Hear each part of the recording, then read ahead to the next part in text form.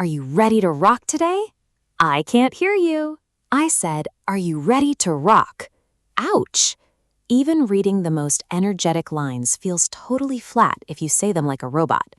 You could spend weeks writing the absolute perfect script, but if your delivery lacks energy, your audience will tune out before you finish the first paragraph. Look at this chart outlining the 7-38-55 rule of communication.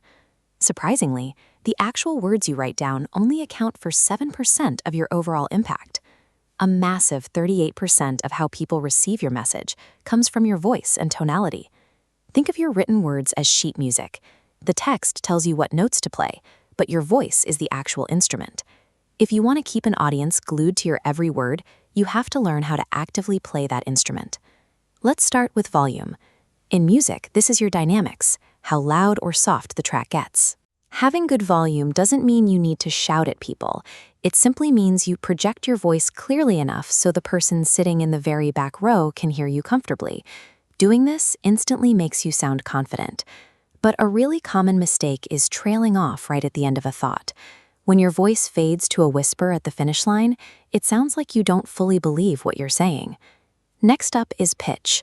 If you speak at the exact same pitch for 5 minutes straight, you're playing a one-note song.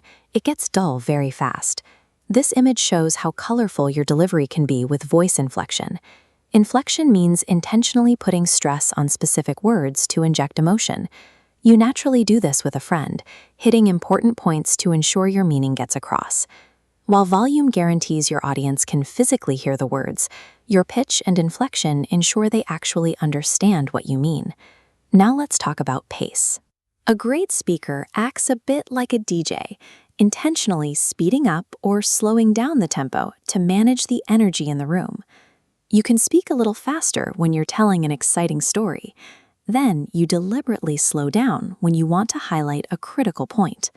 You just want to avoid the extremes. Don't rush through the whole thing because you're nervous, and don't talk so slowly that your audience falls asleep. Finally, we have the pause. In our musical metaphor, pauses are the rests. Sometimes silence is your most powerful tool.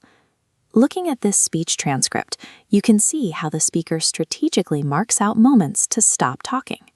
A short break signals that you're moving to a new idea, and it gives the audience a second to digest complex information.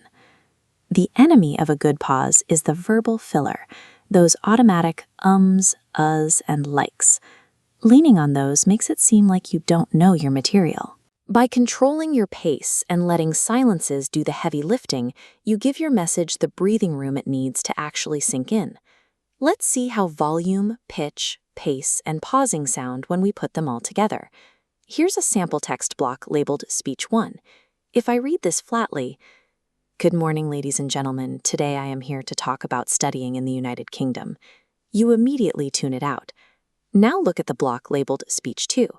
Let's add confident volume, varied inflection on the key words, and a strategic pause. As of this year, we have successfully sent over 10,000 students for study in Britain. 10,000 students. Taking control of that 38% of your delivery completely elevates the information. You don't need a golden radio voice to pull this off. You just need to practice these techniques the exact same way you'd practice learning the guitar. Next time you give a presentation, try catching yourself before you say, Replace it with a second of deliberate silence.